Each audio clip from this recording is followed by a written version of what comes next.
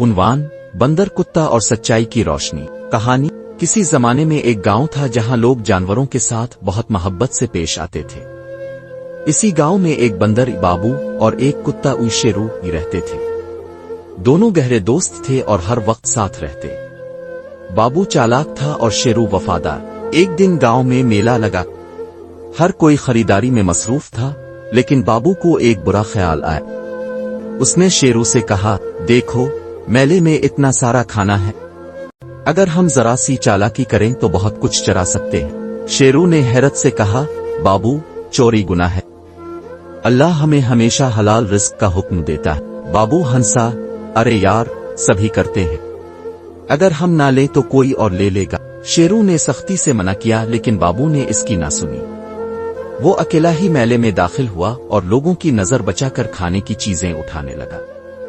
لیکن جیسے ہی اس نے ایک دکان سے میٹھے چرائے، دکاندار نے دیکھ لیا اور شور مچا دیا۔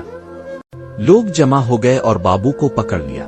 شیرو دور سے یہ سب دیکھ رہا تھا۔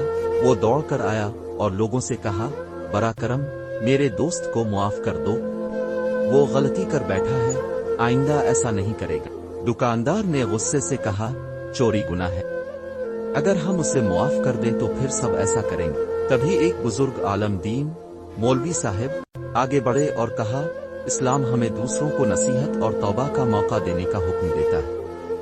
اگر یہ بندر سچے دل سے معافی مانگے اور آئندہ نہ کرنے کا وعدہ کرے تو ہمیں اسے معاف کر دینا چاہیے۔ بابو کو اپنی غلطی کا شدت سے احساس ہوا۔